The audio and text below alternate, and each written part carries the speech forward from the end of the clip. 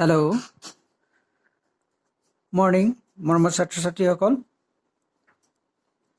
আমি আজি পুনৰ জ্যামিতিৰ ক্লাছ আৰম্ভ কৰিবলৈ লৈছোঁ। তোমালোকে সকলোৱে বহি আৰু কলম লগতে কিতাপখনো লৈ সাজু হোৱা। যোৱাকালি আমি বক্ৰ কি, সৰল বক্ৰ কি, কোনবোৰ সৰল বক্ৰ হয় আৰু কোনবোৰ সৰল বক্ৰ নহয়, লগতে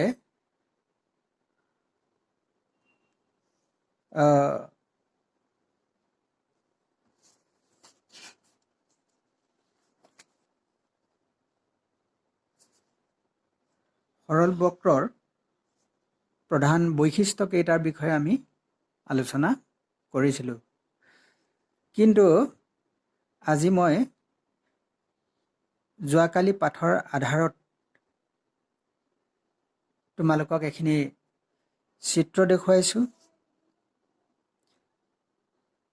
এইখিনি তোমালোকে দেখিছা। এই চিত্ৰখিনি প্ৰথমতে তোমালোকে অংকন কৰি ল'বা, লগতে কথাখিনিও শুনিবা। এই চিত্ৰখিনি তোমালোকে লক্ষ্য কৰি ইয়াৰ বৈশিষ্ট্যবিলাকৰ ওপৰত ভিত্তি কৰি ইয়াক দুটা শ্ৰেণীত ভাগ কৰিব পাৰিবা। ভালদৰে পৰ্যবেক্ষণ কৰা, তেতিয়া ধৰিব পাৰিবা। দুটা শ্ৰেণীত ভাগ কৰিবা।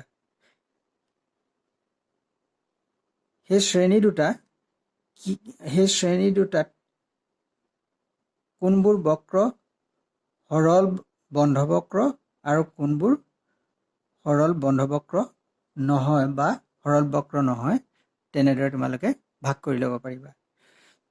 তোমালোকে নিজে যত্ন কৰিলে যোৱাকালিৰ পাঠৰ ভিত্তিত যিখিনি অভিজ্ঞতা লাভ কৰিলা, সেই অভিজ্ঞতাখিনিৰ ওপৰত ভিত্তি কৰি তোমালোকে ইয়াক শ্ৰেণীবিভাজন কৰিব পাৰিবা। বাৰু যেই নহওক, আমি ইয়াক কেনেধৰণে শ্ৰেণীবিভাজন কৰিব পাৰিম বাৰু মই তোমালোকক দেখুৱাইছোঁ। এই শ্ৰেণীবিভাজনটো তোমালোকে অংকন কৰি ল'বা।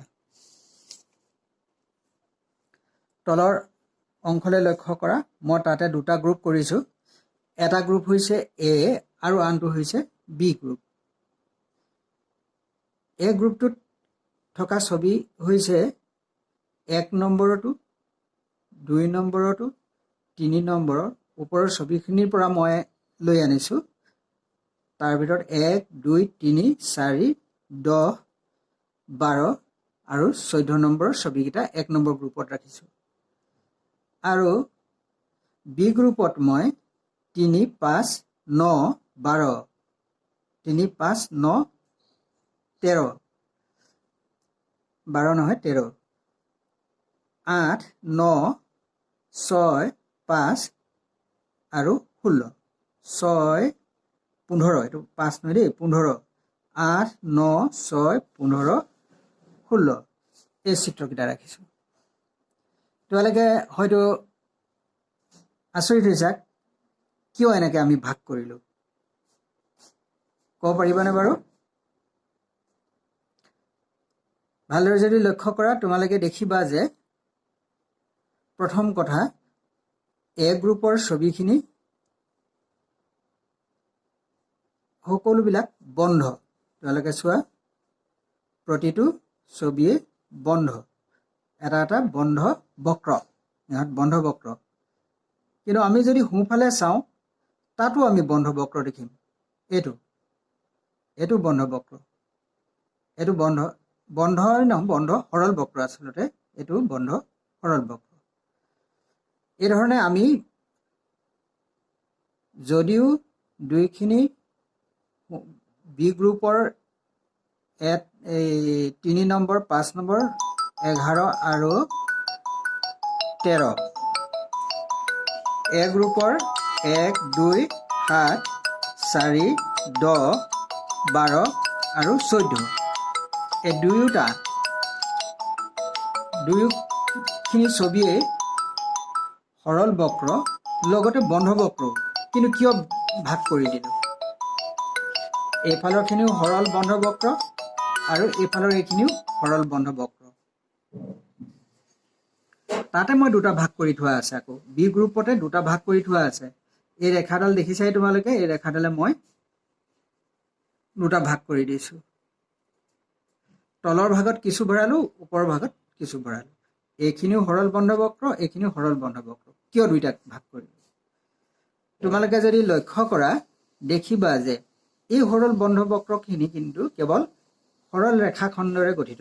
ৰেখাখণ্ড বুলি ক'ম আৰু যাক, কিন্তু সৰল ৰেখাখণ্ডৰে গঠিত। এইবিলাক সকলোবিলাক তোমালোকে চোৱাচোন, এইবিলাক সৰল ৰেখাখণ্ডৰে গঠিত। ইয়াতো এই সকলোবিলাক সৰল ৰেখাখণ্ডৰে গঠিত। এইবোৰ বি গ্ৰুপৰ ওপৰৰ অংশত থকা চাৰিটা ছবিৰ এই অংশটো সৰল ৰেখাখণ্ডৰ গঠিত হয় যদিও এই অংশ কিন্তু সৰল ৰেখাখণ্ড নহয়, এইটো ৰেখাখণ্ড নহয়। এইবিলাক একোটা একোটা বেকা ৰেখা। আৰু এইটোতো দেখিছাই বৃত্ত, এইটো এটা সম্পূৰ্ণ বেকা ৰেখা, অৰ্থাৎ ই সৰল ৰেখাখণ্ডৰে গঠিত নহয়। ইয়াত এইটো অংশ এইটো অংশ এইটো অংশ সৰল ৰেখাৰে গঠিত হৈছে যদিও, সৰল ৰেখাখণ্ডৰে গঠিত হৈছে যদিও এই অংশটো হোৱা নাই। ইয়াত মানে এই দুয়োখিনি ছবিৰ ভিতৰত ইহঁতৰ মিল লক্ষণটো হৈছে ইহঁত দুয়োবিধেই হ'ল সৰল বক্ৰ আৰু দুয়োবিধেই বন্ধ বক্ৰ। কিন্তু তাতে অমিল এটা পালোঁ। কি সেই অমিলটো তোমালোকে এতিয়া লক্ষ্য ৰাখিব লাগে। ইহঁত কেৱল ৰেখাখণ্ডৰে গঠিত, ইহঁত কিন্তু এনেকুৱা বেকা ৰেখা আছে, সৰল ৰেখাখণ্ডৰে গঠিত সকলোবিলাক নহয়। সেইটো কাৰণে কৰিছোঁ। আৰু এইখিনিনো কিয় তলত আমি ভাগ কৰি দিলোঁ? যদিও বি গ্ৰুপত সোমাইছে, মানে ইহঁত কিয় ভাগ হৈ গ'ল? এই ছবিটো বাৰু সৰল বক্ৰ হয়নে নহয়? এই ছবিটো সৰল বক্ৰ হয়নে নহয়? এই ছবিটো আৰু এই ছবিটো, এইটো সৰল বক্ৰ হয়, 15টো সৰল বক্ৰ হয়, কিন্তু ই সৰল মুক্ত। ই সৰল বক্ৰ নহয়, ই সৰল বক্ৰ হয় যদিও মুক্ত। 6 নম্বৰটো ই সৰল বক্ৰ নহয় আৰু এইটো সৰল বক্ৰ নহয়। 8, 9 আৰু 16 এই ছবিত তিনিটা সৰল বক্ৰ নহয়। কি কাৰণে নহয় তোমালোকে বিশ্লেষণ কৰি চাবা, মই পিছত সুধিম আৰু মোক তোমালোকে উত্তৰ পঠিয়াব লাগিব। এই দুইটা 15 আৰু 6 এই দুটা সৰল বক্ৰ যদিও সিহঁত কিন্তু মুক্ত। গতিকে ইহঁতক মই বেলেগ এটা অংশ কৰি ৰাখি দিলোঁ। বি গ্ৰুপত ভৰাইছোঁ, বেলেগ ৰাখিলোঁ। তাৰমানে এ গ্ৰুপৰ বস্তুখিনি বি গ্ৰুপৰ লগত আমাৰ পৃথকতা পালোঁ। ওপৰৰ অংশ কি হ'ল যে ইহঁত সকলোবিলাক ৰেখাখণ্ডৰে গঠিত নহয়, সৰল বন্ধ বক্ৰ হয়, ৰেখাখণ্ডৰে গঠিত নহয়। সৰল বন্ধ বক্ৰ আৰু ৰেখাখণ্ডৰে গঠিত। এইখিনি বি গ্ৰুপৰ তলৰ ছবিখিনি তিনিটা ছবি, 8, 9 আৰু 16 সৰল বক্ৰই নহয় সিহঁত। এই দুটা সৰল বক্ৰ যদিও মুক্ত, সেইকাৰণে এইখিনিক মই অলপ বেলেগে ৰাখি দিলোঁ। এতিয়া কথা হ'ল কি, এই এনেকুৱা ধৰণৰ যিবিলাক চিত্ৰ, মানে যিবোৰ চিত্ৰ তোমালোকে দেখিছা যে সৰল বন্ধ বক্ৰ তদুপৰি ৰেখাখণ্ডৰে গঠিত, এইবিলাকক আমি এটা বিশেষ নামেৰে জানিম। সেই নামটো হৈছে কি জানানে বাৰু? সেয়া হৈছে বহুভুজ। গতিকে এতিয়া আমি বহুভুজৰ ধাৰণালৈ গৈ আছোঁ। যে বহুভুজ মানে কি তোমালোকে দেখিলা যে বহুভুজ হ'বলৈ হ'লে সেই বক্ৰটো কি হ'ব লাগিব? সৰল বক্ৰ হ'ব লাগিব, বন্ধ বক্ৰ হ'ব লাগিব, মানে সৰল বন্ধ বক্ৰ হ'ব লাগিব, তদুপৰি ৰেখাখণ্ডৰে গঠিত হ'ব লাগিব, লগতে সিহঁত সামতলিক চিত্ৰ হয়। গতিকে এই লক্ষণকেইটা থাকিলেহে আমি সিহঁতক বহুভুজ বুলি ক'ব পাৰিম। গতিকে বহুভুজৰ লক্ষণকেইটাৰ পৰাই তোমালোকে নিজেই সংজ্ঞাটো লিখি ল'ব পাৰিবা। মই লক্ষণকেইটা লিখি দিছোঁ, এই লক্ষণকেইটা তোমালোকে ভালদৰে মনত ৰাখিবা আৰু লিখি ওলাবা। এতিয়া আমি আহিছোঁ বহুভুজ।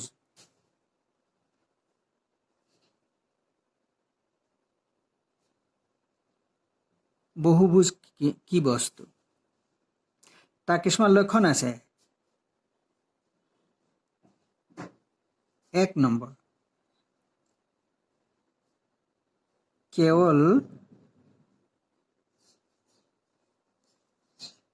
ৰেখাখণ্ডৰে গঠিত, কেৱল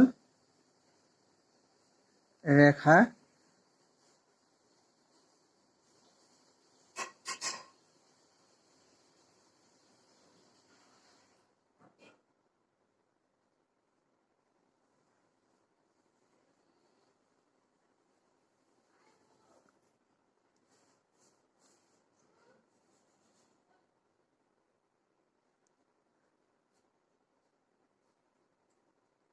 ৰেখাখণ্ডৰে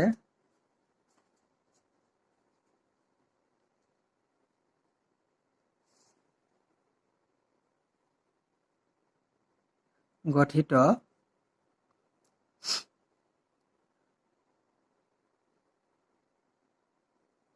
সৰল বন্ধ বক্ৰ। ৰেখাখণ্ডৰে গঠিত হ'ব লাগিব, এটা সোমাই আছে, কেৱল ৰেখাখণ্ডৰে গঠিত হ'ব লাগিব, সৰল হ'ব লাগিব আৰু বন্ধ বক্ৰ হ'ব লাগিব।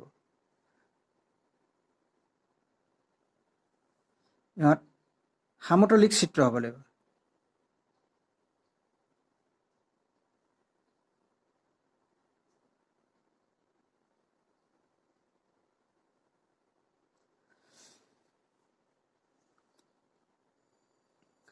গতিকে ইয়াতে 1 নম্বৰটোতে গোটেইকেইটা লক্ষণ সোমাই গৈছে। কেৱল ৰেখাখণ্ডৰে গঠিত হ'ব লাগিব, সৰল বন্ধ বক্ৰ হ'ব লাগিব আৰু দ্বিতীয়তে এটা সমতলিক চিত্ৰ হ'ব লাগিব। সংজ্ঞাটো তোমালোকে নিজেই লিখি ল'বা যে কেৱল ৰেখাখণ্ডৰে, সৰল ৰেখাখণ্ডৰে বা ৰেখাখণ্ডৰে গঠিত সৰল বন্ধ বক্ৰকে আমি বহুভুজ বুলি ক'ব পাৰিম। তাৰ পাছতে এতিয়া বহুভুজৰ আমি নামাকৰণ কৰিম। বহুভুজৰ নামাকৰণ।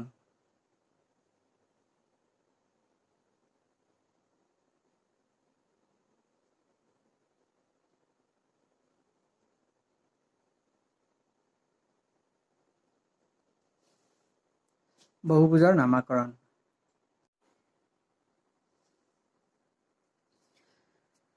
বহুভুজৰ নামাকৰণ আমি কেনেকৈ কৰিম? 1 নম্বৰ হৈছে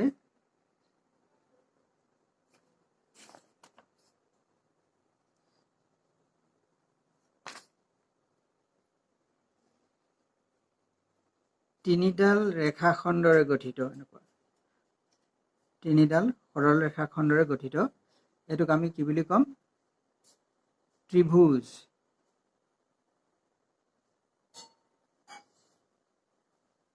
দুই নম্বৰতে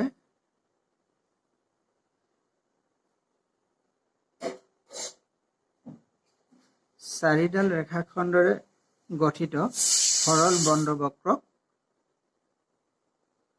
চতুৰ্ভুজ। মই চাউণ্ডটো সৰু হৈ আছে যদি তোমালোকে ভালদৰে লক্ষ্য কৰিবা। অলপ 2, 3 নম্বৰত আহিলে 5ডাল ৰেখাখণ্ডৰে গঠিত, ধৰা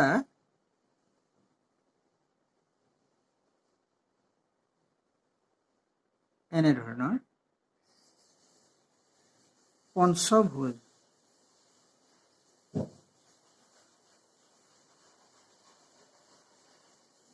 6ডাল ৰেখাখণ্ডৰে গঠিত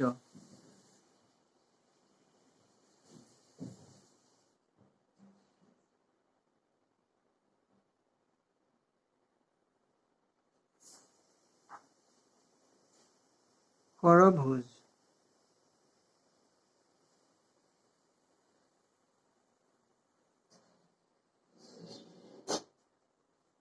7ডাল ৰেখাখণ্ডৰে গঠিত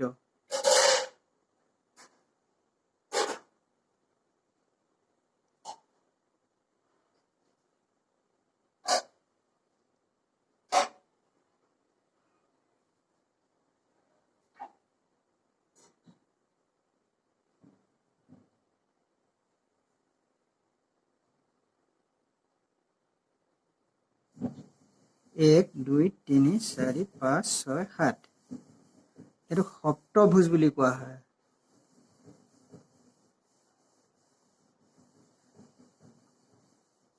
ছয় নম্বৰত 8ডাল ৰেখাখণ্ডৰে গঠিত।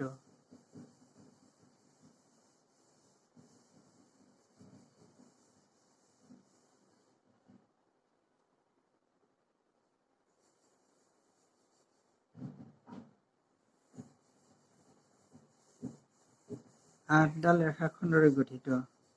1 2 3 4 5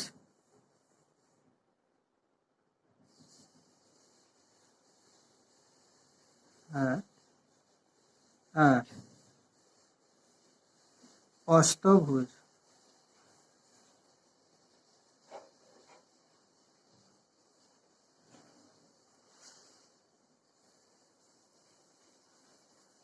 সাত নম্বৰত 9ডাল ৰেখাখণ্ডৰে গঠিত।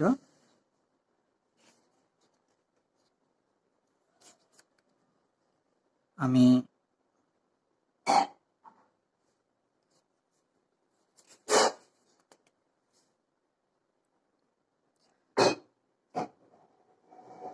ভিন্ন ধৰণে আঁকিব পাৰিম।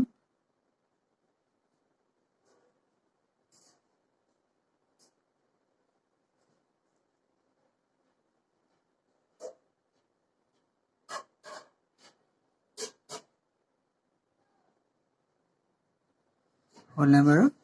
1 2 3 4 5 6 7 8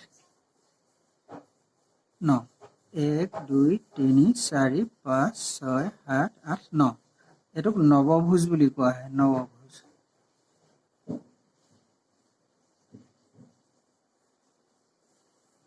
আৰু 8 নম্বৰত 10ডাল ৰেখাখণ্ডৰে গঠিত হ'লে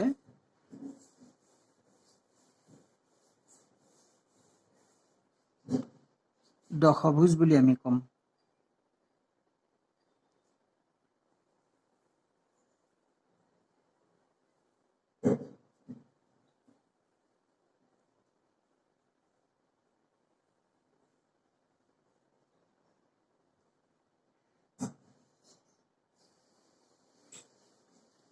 এক দুই তিনি 1 2 3 4 5 6 7 8 9 এইডাল যদি লগাই দিওঁ 10।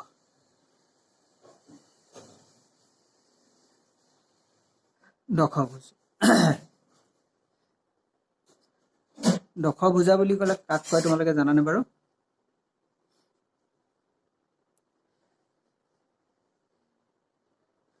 আৰু যে হওক, এতিয়া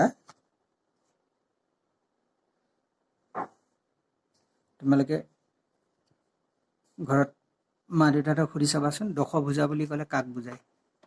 আৰু যে নহওক, আমাৰ জ্যামিতিৰ ক্ষেত্ৰত এনেকুৱাকৈ 10ডাল ৰেখাখণ্ডৰে গঠিত যিটো বন্ধবক্ৰ সেইটোক আমি দশভুজ বুলি ক'ম। ইয়াৰ ওপৰত আৰু নোলাব নেকি? ইয়াৰ ওপৰতো ওলাই যাব। একাদশ ভুজ, দ্বাদশ ভুজ, ত্ৰয়োদশ ভুজ এই ধৰণে আমি পাই থাকিম। কিন্তু আমাৰ ইমান প্ৰয়োজন নহয়গৈ। আমি ইমানখিনি জানিলে আমাৰ বাবে যথেষ্ট হয়। গতিকে সেইবোৰ তোমালোকে পিছৰ ক্লাছত প্ৰয়োজন হ'লে পাই গৈ থাকিবা। এতিয়া আমি এই ধৰণে এই ৰেখাখণ্ডবিলাকৰ সংখ্যাৰ ওপৰত নিৰ্ভৰ কৰি আমি বহুভুজক নামাকৰণ কৰিছোঁ। ইয়াৰ নামাকৰণ আৰু গৈ থাকিব, 100 ভুজাও ওলাই যাব। গতিকে সিমানৰ আমাৰ প্ৰয়োজন নহয়। এতিয়া আমি ইমানখিনিলৈ যথেষ্ট হয় আমাৰ।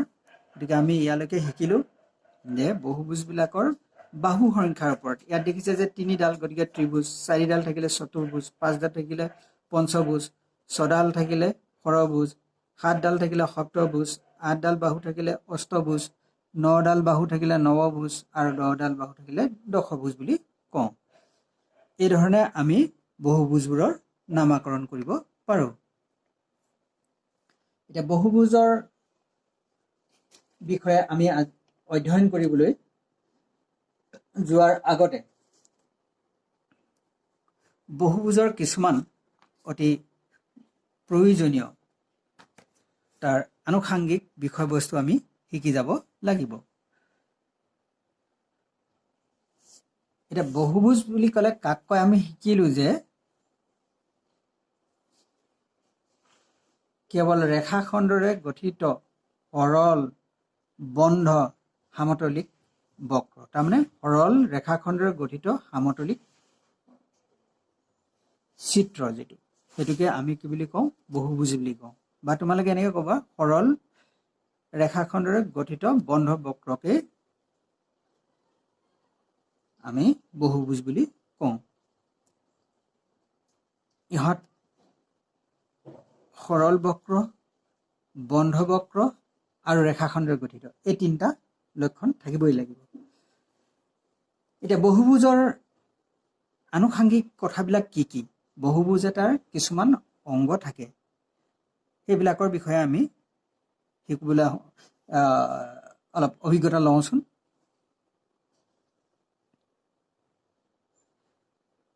প্ৰথমত হ'ব বহুভুজৰ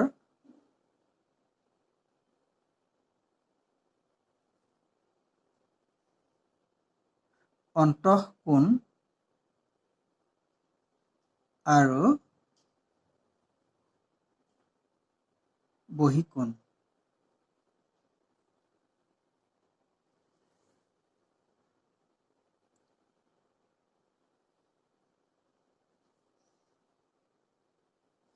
আমি ABCD নামৰ এটা বহুভুজ আঁকি ললো। ABCD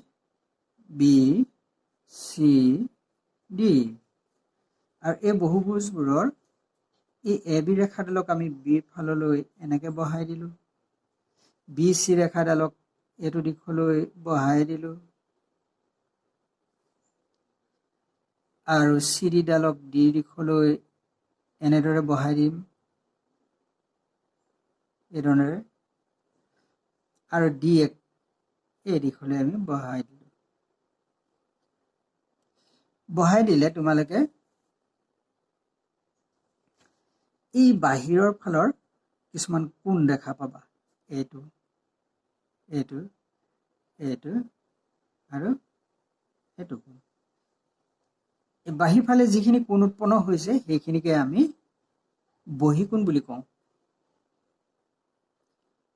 ইহঁতক নাম কৰিবলৈ হ'লে আমি নামকৰণ কৰিবলৈ হ'লে ইয়াতে আমি একোটা সংখ্যাও বহুৱাই দিব পাৰোঁ, নতুবা আমি ইয়াতে একোটা আখৰ লিখি দিব পাৰোঁ, যেনেকৈ PQRS। AB P লৈ, BC Q লৈ, CD R লৈ আৰু D S লৈ ধৰা আমি বহাই দিলোঁ। বহাই দিলে এই কোণটো কি বুলি ক'ব পাৰিম? আমি ইয়াক বি কোণ বুলি ক'ব পাৰিম নাই? বি কোণ বুলি ক'লে আমাৰ এতিয়া এই কোণটো বুজাব নে এই কোণটো বুজাব? এইটো আমাক খেলি মেলি আহি যাব। সেইকাৰণে এনেধৰণে দুটা কোণ যেতিয়া জড়িত হৈ থাকে তেতিয়া আমি কোণটোক তিনিটা আখৰে নামাংকিত কৰিলে ভাল হয়। যেনেকৈ আমি ক'ব পাৰিম যে CBP বা PBC। এই কোণটোক আমি দুটা নামেৰে কৰিব পাৰিম, CBP বা PBC। এই দুটা নামেৰে নামাকৰণ কৰিব পাৰিম। চাব লাগিব যাতে বিটো আখৰটো মাজত থাকে। নতুবা আমি এনেকুৱা কৰিব পাৰোঁ যে এইটো কোণ 1 বুলি দি দিব পাৰোঁ, কোণ 1। তেতিয়া আমি ইয়ালৈ কোণ 1 বুলি ক'ব, এনেধৰণে নামাকৰণ কৰিব পাৰিম। ঠিক সেইধৰণে এইটোত আমাৰ DCQ বা QCD এই কোণটো, আৰু ইয়াত আমাৰ ADR বা RDA এইটো কোণ। এইটো ক'ব পাৰিম যে BAS বা SAB এইটো কোণ। এই ধৰণে চতুৰ্ভুজটোৰ বাহিৰ দিশত যিখিনি কোণ উৎপন্ন হ'ব সেইখিনি হ'ব বহিকোণ। মই বহিকোণটো প্ৰথমে কোৱাৰ কথা এটা হ'ল কি যে অন্তঃকোণৰ কথা তোমালোকে চেমিনাৰত শিকিয়ে আহিছা। অন্তঃকোণনো কোনখিনি? আমি যদি চতুৰ্ভুজ এটা আঁকো, যিকোনো চতুৰ্ভুজ এটা আঁকো, এই চতুৰ্ভুজটোৰ ভিতৰত থকা এই কোণখিনি হ'ল অন্তঃকোণ তাৰ মানে ইয়াত এইটো এইটো এইটো এইটো অন্তঃকোণ এই ক্ষেত্ৰত আমি এ বুলি কৈ দিলে কোণটো ক'বলৈ বেয়া হ'ব গতিকে কাৰণ কেলে এইফালে আকৌ এইটো কোণ আছে নহয় বাহিৰত সেইকাৰণে আমি ক'ম কি ডি এ বি এই কোণটো ডি এ বি বা বি এ ডি এনেকৈ বুলি ক'ব পাৰিম এই কোণটো কোণ ডি এ বি বা কোণ বি এ ডি এই কোণটোক আমি ক'ব পাৰিম এই কোণটো ঠিক তেনেধৰণে এইটোকো ক'ব পাৰিম এ বি চি বা চি বি এ এইবিলাকক অন্তঃকোণ বুলি কোৱা হয় এই কথাকেইটা আমি চিনাকি হৈ ল'লে হ'ল মানে ইয়াত আখৰে মই কেলৈ দিছোঁ কেতিয়াবা আমি প্ৰয়োজন সাপেক্ষে আখৰে প্ৰকাশ কৰিবলগীয়া হয় বা কোনো কোনো সমস্যাত আখৰে দেখুওৱা থাকে গতিকে আখৰে আমি কেনেধৰণে নামাঙ্কন কৰিব পাৰোঁ কিন্তু ইয়াত তোমালোকে এনেই নিজৰভাৱে কৰিলে 1 2 3 4 এনেকুৱাকৈ বহায়ো কৰিব পাৰিবা কোনবিলাক সেইটোত কোনো আপত্তি নাথাকে গতিকে চতুৰ্ভুজটোৰ এটা বহুভুজৰ এই ভিতৰৰ ফালৰ যিখিনি কোণ সেই কোণখিনিকে আমি অন্তঃকোণ বুলি ক'ম আৰু বহুভুজটোৰ বাহুবিলাক ক্ৰমাগতভাৱে একেটা দিশেৰে বহাই গৈ থাকিলে কি হ'ব সিহঁতে বাহিৰত কিছুমান কোণ উৎপন্ন কৰিব সেই কোণবিলাকক আমি কি বুলি ক'ম বহিকোণ বুলি ক'ম গতিকে তোমালোকে নিশ্চয় গম পাইছা চতুৰ্ভুজৰ অন্তঃকোণ আৰু বহিকোণ কি কি এতিয়া তোমালোকে এটা কাম কৰিবাচোন এই চতুৰ্ভুজটোৰ প্ৰথমে গোটেই অন্তঃকোণখিনিৰ নাম লিখিবা 3টা আখৰে লিখিবা আৰু দ্বিতীয়তে চতুৰ্ভুজ এই বহুভুজটোৰ বহিকোণবিলাকৰ নামো 3টা আখৰে লিখি পেলাবা তাৰ পাছতে আমি অন্য এটা বিষয়লৈ গুচি যাম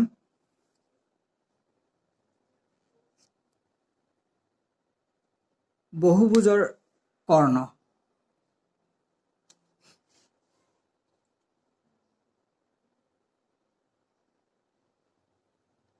বহুভুজৰ কৰ্ণ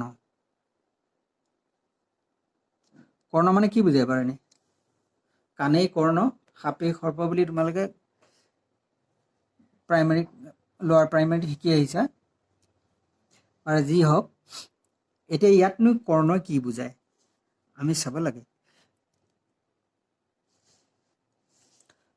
প্ৰথমে আমি এটা বহুভুজ আঁকি লওঁ বহুভুজ মানে মই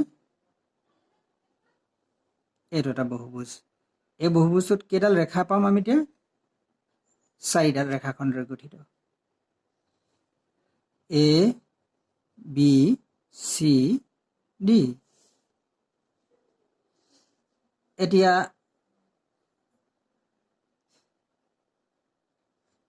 আমি ক্লাছ 7ত শিকি আহিছিলোঁ যে এই বহুভুজটোৰ এই দুডাল এইবিলাকক আমি বাহু বুলি কৈছোঁ এ বি এডাল বাহু বি চি এডাল বাহু চি ডি এডাল বাহু ডি এডাল বাহু আৰু ইয়াৰে ডি এ আৰু বি এ এই দুইডাল বাহুৱে ক'ত লগ হৈছে এ বিন্দুটোত এইটোক এটা শীৰ্ষবিন্দু বুলি আমি কওঁ আৰু এইটো বি বিন্দুত লগ হৈছে এই দুইডাল বাহু আৰু এই দুইডাল বাহু ক'ত লগ হৈছে চি বিন্দুটোত এই দুইডাল বাহু ক'ত লগ হৈছে ডি বিন্দুটোত গতিকে এইবিলাকক আমি শীৰ্ষবিন্দু বুলি কওঁ এ শীৰ্ষবিন্দু বি চি ডি মানে শীৰ্ষবিন্দু মানে কি য'ত যিটো বিন্দুত দুডাল বাহু লগ লাগে সেইটোকে আমি শীৰ্ষবিন্দু বুলি কওঁ এতিয়া আমাৰ এইফালে যদি যাওঁ এইটো দিশেৰে যদি আমি গতি কৰোঁ তোমালোকে জানাই মই অলপ আঁকি বাকি ভাল পাওঁ যে এই মানুহজনে যদি এইফালৰ পৰা এইফালে যদি যায় তেতিয়াহ'লে প্ৰথমে ই এৰ পৰা গতি কৰিছে এৰ পাছত কি পাব বি বিৰ পাছত কি পাব চি চিৰ পাছত কি পাব ডি আকৌ ডিৰ পাছত ক'ত পাবহি এ পাব এই দিশেৰে যদি যাওঁ তেতিয়াহ'লে আমি এৰ পাছতে বি কোনটো পাম বি শীৰ্ষবিন্দুটো পাম এতিয়া এই দুইটাক আমি কি বুলি ক'ম সন্নিহিত শীৰ্ষবিন্দু আৰু বিৰ পাছতে চি পাম বি আৰু চি সন্নিহিত শীৰ্ষবিন্দু তাৰমানে বিৰ পাছতে ইয়াৰ লগতে সন্নিহিত মানে ইয়াৰ লগতে লাগি থকা চি পাম গতিকে বি আৰু চি সন্নিহিত এইদৰে চি আৰু ডি সন্নিহিত ডি আৰু এ সন্নিহিত ওলোটাকেও যাব পাৰোঁ বিপৰীত দিশত যাব পাৰোঁ বিপৰীত দিশত গ'লে বিৰ লগত এ আকৌ এৰ লগত ডি ডিৰ লগত চি কথা একেই থাকে খালি ক্ৰমটো সলনি হয় এইফালৰ পৰা বিৰ পৰা বা এইফালৰ পৰা এৰ পৰা আৰম্ভ কৰিলে আমি ডি পাম ডিৰ পাছতে চি পাম চিৰ পাছতে বি পাম বিৰ পাছত পুনৰ এ পাম ইয়াত এটা আৰম্ভ কৰিলে এইটো দিশেৰে গ'লে এৰ পাছত বি বিৰ পাছত চি চিৰ পাছত ডি ডিৰ পাছত এ এই ধৰণে পাম বাৰু যি হওক এৰ সন্নিহিত কোনো শীৰ্ষবিন্দু হ'ল বি বিৰ শীৰ্ষবিন্দু হ'ল বি শীৰ্ষবিন্দুটোৰ সন্নিহিতটো হ'ল চি তাৰমানে বিটো এইফালে এৰ লগতো সন্নিহিত এইফালে চিৰ লগতো সন্নিহিত সেইদৰে চিটো এইফালে বিৰ লগত সন্নিহিত ইফালে ডিৰ লগত সন্নিহিত বাৰু যে হওক এতিয়া এ আৰু চি সন্নিহিত হ'বনে নহয় নিশ্চয় নহয় কাৰণ কেলে এৰ পাছত আমি বিহে পাম বিটো এৰাই গৈহে আমি চিটো পামগৈ এইফালে গ'লেও এৰ পাছত ডি পাম শীৰ্ষবিন্দু ডিৰ পাছত চি পাম মানে ডিটো এৰাই গৈহে আমি চিটো পাম গতিকে এ আৰু চি সন্নিহিত নহয় ঠিক সেইধৰণে বি আৰু ডি সন্নিহিত নহয় এনেকুৱা সন্নিহিত নোহোৱা যিকোনো দুটা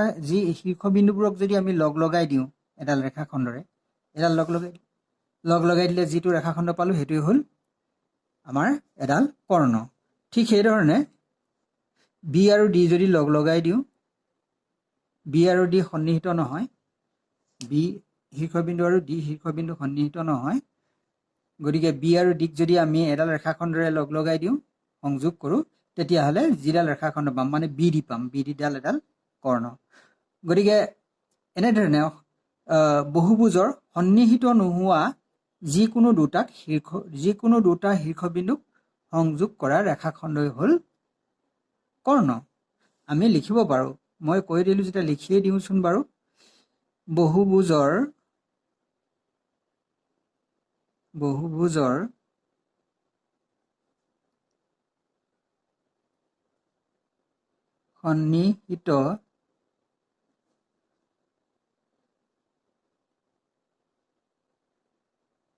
সন্নিহিত নোহোৱা যিকোনো দুটা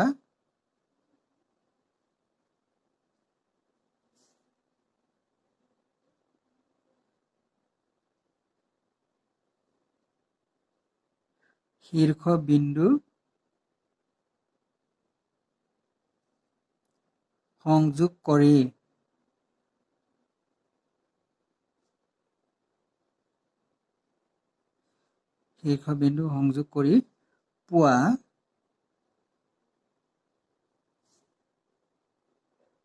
ৰেখাখণ্ডকে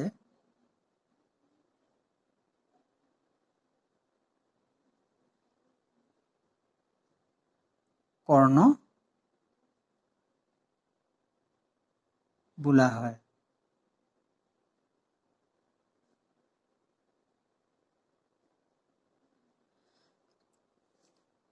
ওপৰৰ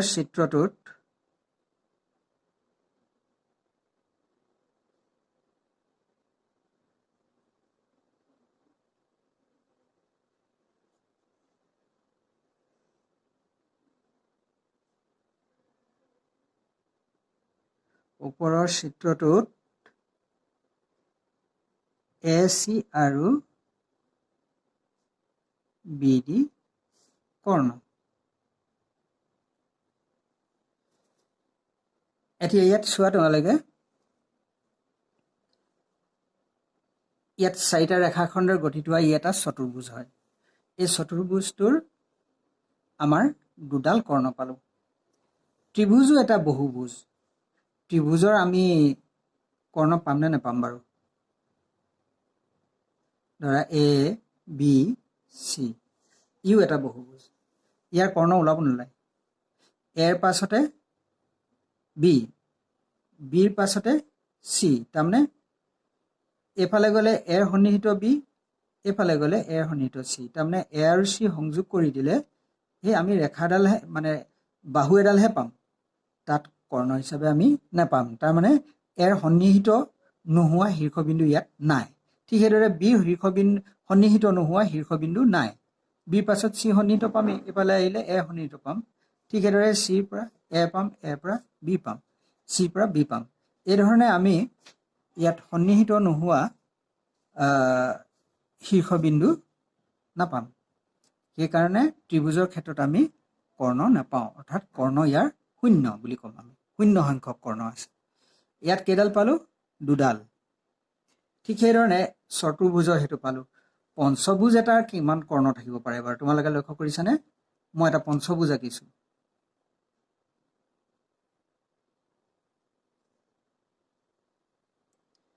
এইটো এটা পঞ্চভুজ।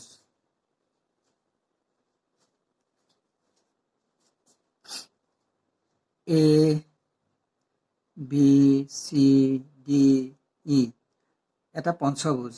এই পঞ্চভুজটো কেইডাল কৰ্ণ থাকিব পাৰে? আমি ধৰি ল'লোঁ চিৰ পৰাই বা এৰ পৰাই আমি সংযোগ কৰিছোঁ। এৰ পৰা বিটো সন্নিহিত শীৰ্ষবিন্দু, কিন্তু চিটো নহয়। সেইকাৰণে এ চি এডাল পাম, আকৌ এ ডি এডাল পাম। তাৰপাছতে বি লৈ আহিলোঁ, বিৰ পৰা বি ই এডাল পাম, বি ডি এডাল পাম। কাৰণ বিৰ পৰা এটো সন্নিহিত, চিটো সন্নিহিত, গতিকে আমি দুডাল পালোঁ। ঠিক সেইধৰণে এতিয়া চি লৈ আহিম, চিৰ পৰা আমি এডাল পালোঁ। আৰু ওলাবনে বাৰু? ডিৰ পৰা পাবলগীয়া কেইডাল পালোৱেই, চিৰ পৰা দুডাল। গতিকে আমাৰ কেইডাল ওলালে বাৰু? এডাল, দুডাল, তিনিডাল, চাৰিডাল। এডাল, দুডাল, তিনিডাল, চাৰিডাল, পাঁচডাল। নহয়নে বাৰু? আকৌ চাওঁচোন, এডাল, দুডাল, এডাল, দুডাল, তিনিডাল, চাৰিডাল, পাঁচডাল। আচ্ছা, এতিয়া এটা কথা হ'ল কি, চতুৰ্ভুজৰ দুডাল, পঞ্চভুজ হোৱাৰ কাৰণে পাঁচডাল হ'ল। ষড়ভুজ এটাৰ কিমান হ'ব? বা সপ্তভুজ এটাৰ কিমান হ'ব? তোমালোকে কেতিয়াবা হিচাপ কৰি চাইছানে বাৰু? নে পঞ্চভুজ হোৱাৰ কাৰণে পাঁচডাল, ষড়ভুজ হ'লে ছডাল কৰ্ণ, এনেধৰণে পাম? ঠিক আছে, আমি কৰিয়ে চাওঁচোন। এটা ষড়ভুজ এটা আঁকি চাওঁ।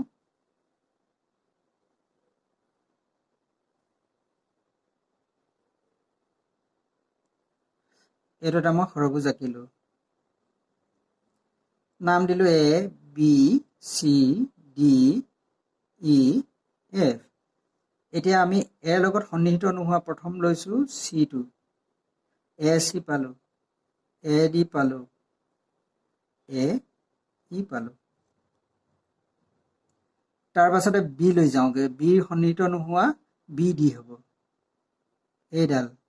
এইফালে এৰ পৰা আমি পালোঁ তিনিডাল,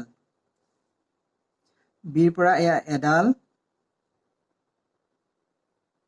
এই দুডাল আৰু তিনিডাল। বিৰ পৰা আমি তিনিডাল পালোঁ, যিকেইডাল এৰ পৰা টনাকেইডালৰ লগত একে নহয়। এতিয়া আমি চি লৈ যাম, চিৰ পৰা আমাৰ ই লৈ এয়া এডাল, এফলৈ এডাল আৰু এ লৈ এডাল। সেইডাল অলৰেডি ইতিমধ্যে আমি হিচাপত ল'লোঁ এৰ পৰা চি লৈ যাওঁতে। গতিকে ইয়াত পালোঁ দুডাল। এফৰ পৰা আমি পাব পাৰোঁ নেকি? এফৰ পৰা আমি এফ ডিডাল পাম, ইয়াত এডাল পাম। গতিকে কেইডাল হ'লগৈ? এৰ পৰা পালোঁ তিনিডাল, 1 2 3, বিৰ পৰা পালোঁ তিনিডাল, 1 2 3, চিৰ পৰা পালোঁ তিনিডাল, যদিও এডাল আগতে উল্লেখিত হৈছে, গতিকে নতুনকৈ দুডাল। তাৰপাছতে ডিৰ পৰা আগত ডিৰ পৰা পালোঁ আমি এডাল আগত উল্লেখিত, এডালো আগতে উল্লেখিত এৰ পৰা দিলোঁ এডালো উল্লেখিত পালোঁ গতিকে এৰ পৰা 3ডাল বিৰ পৰা 3ডাল চিৰ পৰা 2ডাল ডিৰ পৰা এডাল উল্লেখিত নহয় খালি এই 2ডাল উল্লেখিত হৈ গৈছিলে এডাল নহয় এডাল নতুনকৈ পালোঁ তেতিয়াহ'লে আমাৰ কেইডাল হ'লগৈ মুঠতে 6 6 2 8 6 6 2 8 একে 9 ঠিকে আছেনে বাৰু আকৌ এবাৰ ভালদৰে পৰ্যবেক্ষণ কৰোঁ আহা এৰ পৰা এডাল পালোঁ বিৰ পৰা এডাল পালোঁ এৰ পৰা ডি এৰ পৰা চি এৰ পৰা ডি যদি আমি ধৰি লওঁ এৰ পৰা ই এতিয়াই পালোঁ এই 3ডাল লৈ ল'লোঁ তাৰ পৰা বিৰ পৰা আমি পালোঁ বি এফ ল'লোঁ বি ই ল'লোঁ বি চি ল'লোঁ এইকেইডাল অলৰেডি হৈ গ'ল এতিয়া চিৰ পৰা যদি চাওঁ আমাৰ দাগ নমৰা কি আছে বাৰু এডাল চি এফ আৰু এডাল চি ই 2ডাল পালোঁ তাৰ পাছতে ডিৰ পৰা যদি চাওঁ এডাল দাগ মৰা এডাল দাগ মৰা এডাল দাগ নমৰা গতিকে আমি এডাল নতুনকৈ ল'ব পাৰোঁ ইৰ পৰা চাব পাৰোঁ ইৰ পৰা এডাল অলৰেডি দাগ পৰিলে এডাল দাগ পৰিলে আৰু এডাল দাগ পৰিলে 9ডাল পালোঁ এইধৰণে আমি এতিয়া দেখিছে জটিলতাটো যে আমি আঁকি হিচাপ ৰাখিবলৈ অকণমান অসুবিধা হৈ পৰে গতিকে এটা বহুভুজৰ কিমানডাল কৰ্ণ থাকিব তাৰ কৰ্ণ সংখ্যাৰ লগত বাহু সংখ্যাৰ কিবা সম্পৰ্ক আছে নেকি সেই সম্পৰ্কটোৰ ওপৰত ভিত্তি কৰি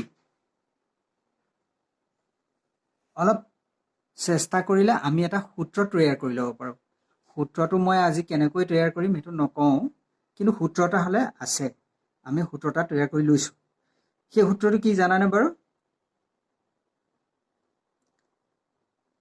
আমাৰ বহুভুজটোৰ বাহু সংখ্যাৰ ওপৰত নিৰ্ভৰ কৰি যদি n বাহু সংখ্যা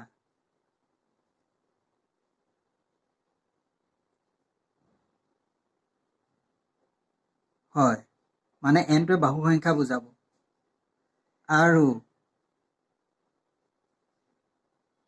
n is greater than 3 হ'ব লাগিব মানে বাহু সংখ্যা 3তকৈ বাঢ়িব লাগিব ত্ৰিভুজ হ'লে নহ'ব তেতিয়াহ'লে বহুভুজৰ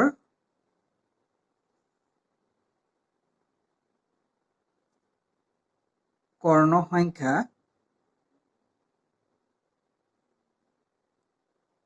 is equal to n into n minus 3 divided by 2 এই সূত্ৰটোৰ সহায়ত আমি পাম বাৰু অলপ প্ৰমাণ চাওঁচোন সৰভুজটোৱে n equal to 6 এতিয়া সূত্ৰটোৰ মতে বাহু সংখ্যা আমাৰ কৰ্ণ সংখ্যা আমাৰ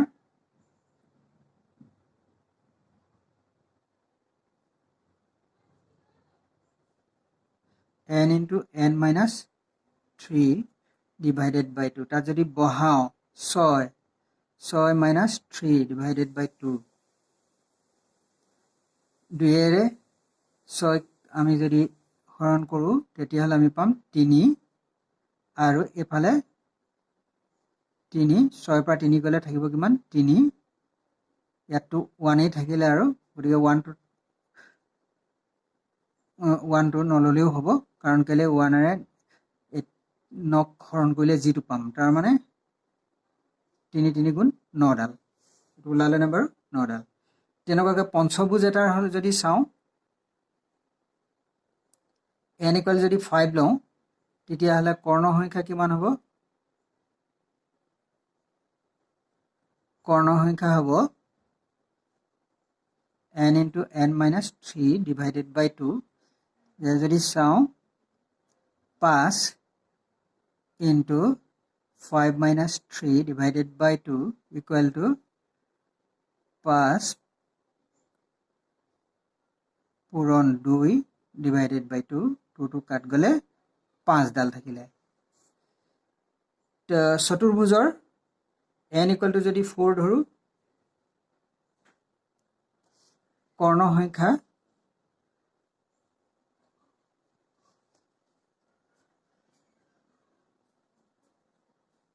equal to n into n minus 3 divided by 2 eto 4 into 4 minus 2 divided by 2 equal to 4 in 4 পৰা 2 গলে 2 তলত থাকিলে 2 2 2 কাট গল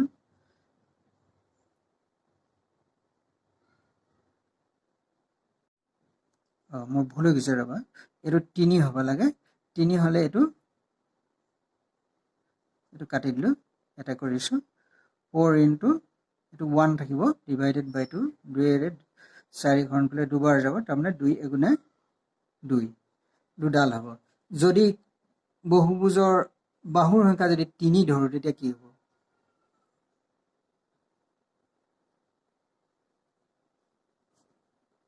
3 প্ৰথম সূত্ৰটো লিখি লৈছো বাৰু n into n minus 3 divided by 2 3 into 3 minus 3 divided by 2 মানে কি হ'বগে 3 into 0 divided by 2 মানে কি হ'বগে 3 ৰে 0 পূৰণ কৰিলে 0 পাম 0 2 ৰে হৰণ কৰিলে আমি 0 পাম মানে ত্ৰিভুজৰ কৰ্ণ নাই কৰ্ণৰ সংখ্যা 0 মানে কি ত্ৰিভুজৰ কৰ্ণ নাই এনেকুৱাকৈ তোমালোকে সপ্তভুজ হৰভুজ যেনেকুৱা ভুজেই নহওক যিমান সংখ্যক ভুজেই নহওক তেতিয়াহলে তোমালোকে এই সূত্ৰটো ব্যৱহাৰ কৰি থিতাতে কৰ্ণ সংখ্যাটো ক'ব পাৰিবা গতিকে এতিয়ালে আমি কি শিকিলো বহুভুজ কাক বোলে এটো আমি জানিলো বহুভুজ কি বস্তু চিনি পাইছো তাৰ পাছতে বহুভুজৰ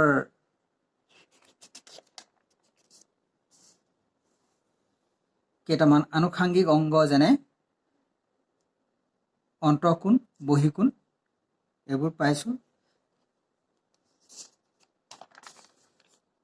বহুভুজৰ কৰ্ণৰ কথা পাইছো কৰ্ণ কাক বোলে আৰু কৰ্ণৰ সংখ্যা কেনেকৈ আমি উলিয়াম বহুভুজৰ বাহু সংখ্যাৰ ওপৰত ভিত্তি কৰি তাৰ এটা আমি সূত্ৰ পাইছো এই সূত্ৰটো কেনেকৈ উলিয়াই ল'ব পাৰো তাকো আমি পিছৰ পৰ্যায় এটাত মই তোমালোকক ভালকৈ দেখুৱাম এটা পাঠ লৈ বহুভুজৰ সন্নিহিত বাহু আৰু সন্নিহিত কোণ বুলি এটা বস্তু আছে এতিয়া আমি হেতু শিকোচোন ইতিমধ্যে মই কৈয়ে আহিছো সন্নিহিত বাহু আৰু সন্নিহিত কোণ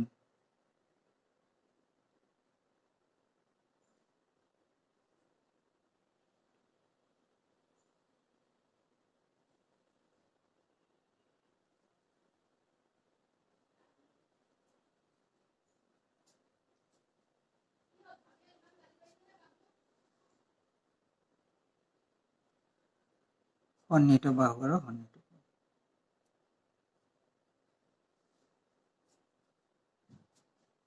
এটা বহুভুজ পঞ্চভুজি ললো মই A B C D E ইতিমধ্যে মই কৈ আহিছো A B এডাল বাহু A B পাছতে আমি যদি এটো দিশেৰে গৈ থাকো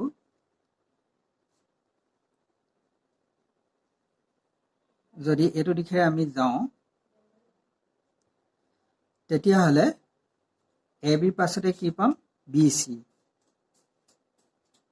পাম তাৰমানে A B সন্নিহিত বাহু BC ঠিক এদৰে BC সন্নিহিত বাহু CE CE সন্নিহিত বাহু DE ED আৰু ED সন্নিহিত বাহু DA এই ধৰণে আমি পাম আকৌ এটো দিশেৰে যদি যাও তেতিয়া হলে BA এৰ সন্নিহিত বাহু BA মানে AB ডালে বুজাইছে মই এটো ক্ৰমত অহাৰ কাৰণে BA বুলি গাইছো BA বা AB আসলে একেডালেই বাহু এটো একো আপত্তি নাথাকে BA মই এই ক্ৰমৰ পৰা আহিছো বিপৰীত ক্ৰমত গতিকে BA এৰ সন্নিহিত বাহু AD DE সন্নিহিত EC সন্নিহিত CB মানে এটো দিশেৰে যদি আমি যাও গতিকে সন্নিহিত বাহু মানে তোমালোকে গম পাইছা যে এডালৰ গাতে লাগি থকা মানে এ বিডালৰ গাতে লাগি থকা বি চিডাল আৰু এ ডিডাল দুইডালেই ইয়াৰ সন্নিহিত বাহু। ঠিক সেইধৰণে আমি বি চিৰ সন্নিহিত বুলি যদি কওঁ, বি চিৰ সন্নিহিত কি হ'ব? এ বি এডাল আৰু ইফালে কি হ'ব? চি ইডাল হ'ব। গতিকে এ বিৰ গাতে লাগি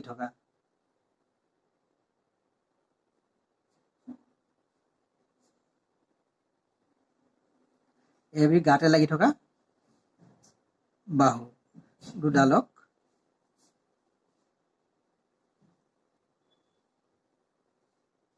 এ বিৰ সন্নিহিত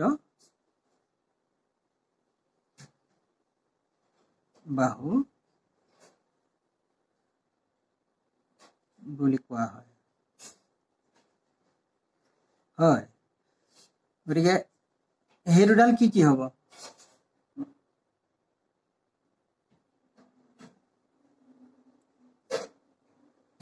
এই দুডাল হ'ল এ বিৰ গাতে লাগি থকা, এইটো ক্ৰমত গ'লে বাওঁফালৰ পৰা সোঁফাললৈ গ'লে বি চি আৰু সোঁফালৰ পৰা বাওঁফাললৈ আহিলে এ বিৰ পাছত কি পাম? A D. এই দুডাল ঠিক তেনেধৰণে তোমালোকে বি চি বাছি ল'ব পাৰা, বি চিৰ সন্নিহিত বি এ আৰু চি ই। ঠিক সেইদৰে চি ইৰ সন্নিহিত চি বি মানে বি চিডালে চি ইৰ সন্নিহিত চি বি আৰু ই ডি। এই ধৰণে আমি সন্নিহিত বাহুবিলাক চিনাকি কৰি ল'ব পাৰিম। তোমালোকে ইয়াৰ পাছৰ এতিয়া B C C E D আৰু ডি এৰ সন্নিহিত বাহুবিলাকৰ নাম লিখিবা। সন্নিহিত কোণ কি?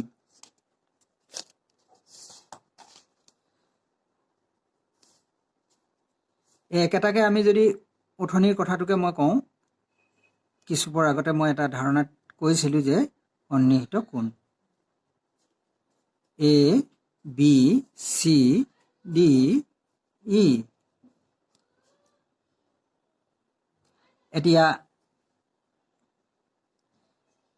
এৰ পাছত পোৱা কোণটো কি হ'ব? এইফাললৈ গ'লে বাওঁফালৰ পৰা সোঁফাললৈ গ'লে এৰ পাছত পোৱা কোণটো হ'ব বি। যদি সোঁফালৰ পৰা বাওঁফাললৈ যাওঁ তেতিয়াহ'লে হ'ব কি? ই। গতিকে এৰ সন্নিহিত কোণকেইটা হ'ব বি আৰু ই।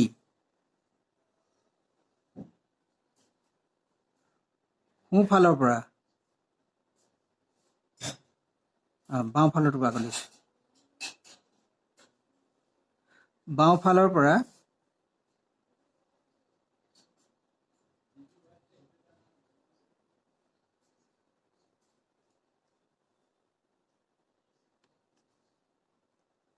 গ'লে কোণ এৰ পাছত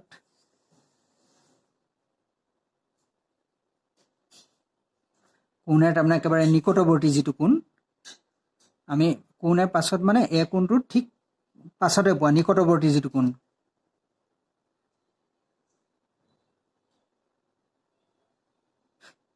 কোণেৰ পাছতে পোৱা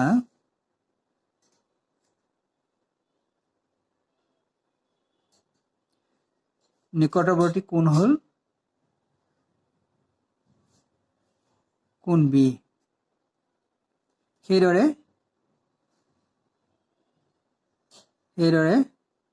সোঁফালৰ পৰা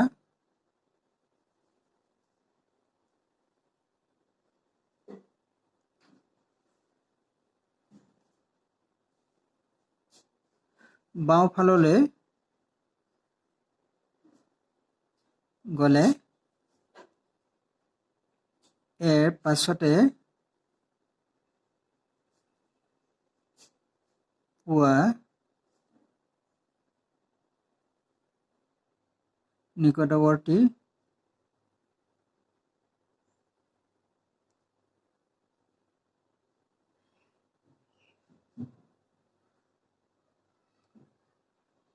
হ'ল নিকটৱৰ্তী কোণটো হ'ল ই।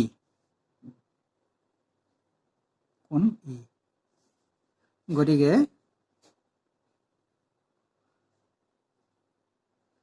কোণ এৰ সন্নিহিত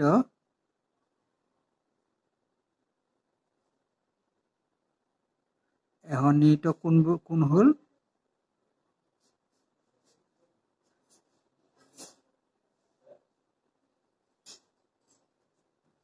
কোণ বি আৰু কোণ ই। সেইদৰে তোমালোকে কোণ বিৰ সন্নিহিত কোণ কি হ'ব, কোণ চিৰ কি হ'ব, এইদৰে গোটেইকেইটা লিখি পেলাবা। বাৰু যেই হওক, আমি কেইটামান আনুষাংগিক ইয়াৰ বিষয়বস্তু সম্পৰ্কে আলোচনা কৰিলোঁ।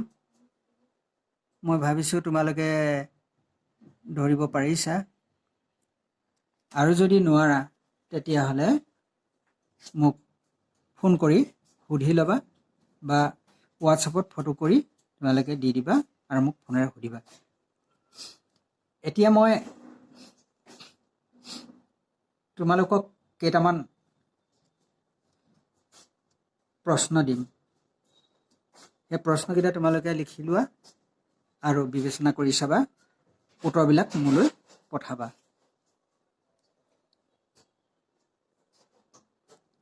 আমি ইয়াৰ সম্পূৰ্ণ ধাৰণাখিনি দিয়াৰ পাছতে এক্সাৰচাইজৰ সমস্যাবিলাক আমি সমাধান কৰিব পাৰিম। প্ৰথমে আমি ধাৰণাকেইটা ক্লিয়াৰ কৰি লওঁ। প্ৰশ্ন 1,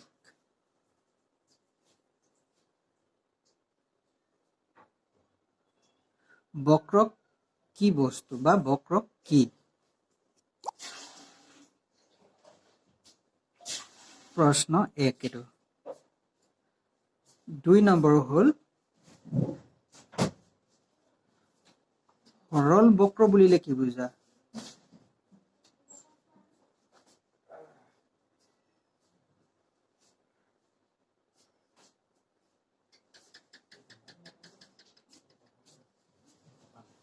তিনি নম্বৰত সৰল বক্ৰৰ আমি এটা চিত্ৰক কি বক্ৰ, সৰল বক্ৰ হয়নে নহয় সেই কথাটো স্পষ্ট কৰিবলৈ তাৰ দুটা লক্ষণ আমি দিছিলোঁ। সেই বিশেষ লক্ষণ দুটা লিখা।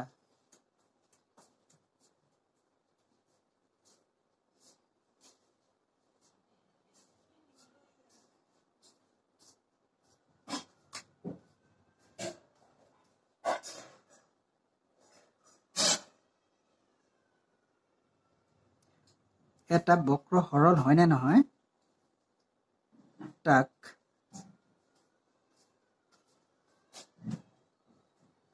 জানিবলৈ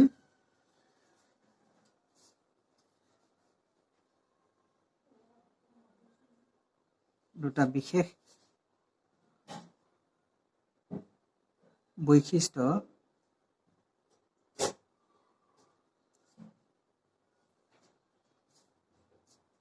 দিয়া হৈছিল।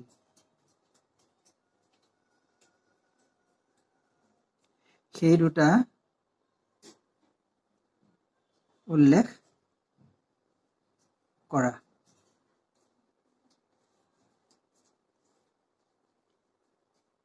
তিনি নম্বৰ,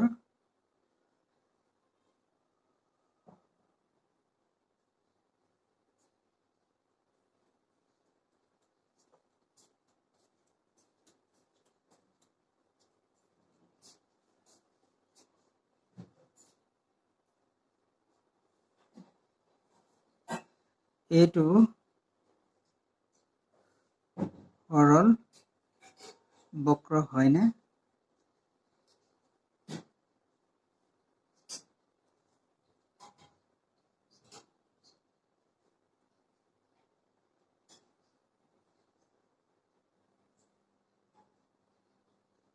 কাৰণ উল্লেখ কৰা।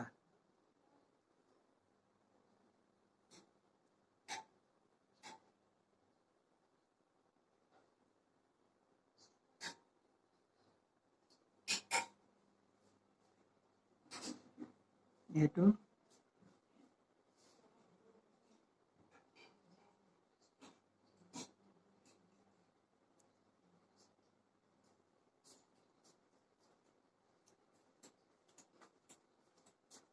যুক্তি দিয়া।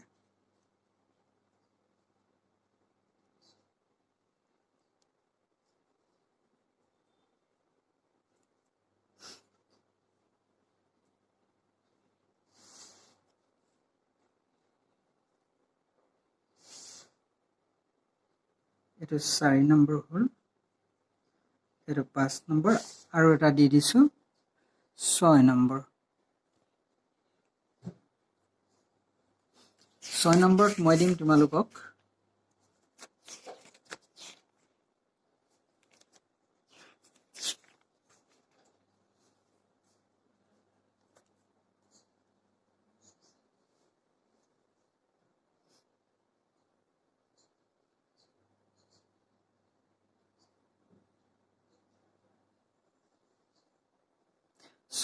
দিছোঁ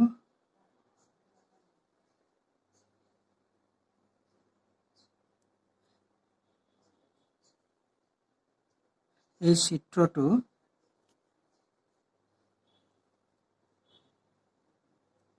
কি কাৰণত সৰল বক্ৰ নহয়। অৱশ্যে প্ৰশ্নকেইটা মই যোৱাকালিৰ পাঠৰ ওপৰতে দিয়া হৈছে। মই যোৱাকালি প্ৰথম পাঠ কাৰণে মই প্ৰশ্ন দিয়া নাছিলোঁ, আজি মই দি দিছোঁ। আৰু আজিৰ ভিতৰত তোমালোকে লিখিব পাৰিবা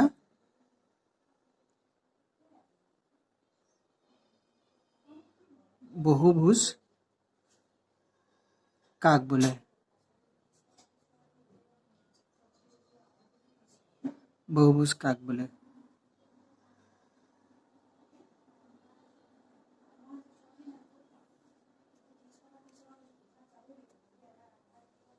বহুভুজৰ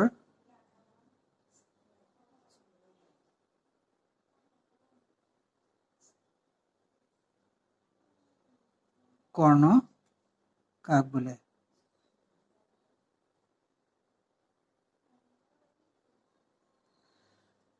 বাৰু যেই হওক, মই আজিলৈ পাঠ ইমানতে সামৰিছোঁ। তোমালোকে সকলোৱে মোৰ কথাখিনি ভালদৰে শুনিবা, আৰু কিবা বুজি নাপালে মোক হোৱাটছএপত ফটো কৰি পঠাই দিবা, বা নতুবা তোমালোকে মোক ফোনেৰে সুধিব পাৰিবা। গতিকে যিবিলাক সমস্যা থাকে মই সেইবিলাক ফোনেৰে তোমালোকক বুজাই দিবলৈ চেষ্টা কৰিম। আৰু কাইলৈ তোমালোকক তাৰ কাৰণে মই প্ৰথমে 11ৰ পৰা 12লৈ তোমালোকক 11 বজাৰ পৰা 12 বজালৈ তোমালোকক মই সময় দিছোঁ।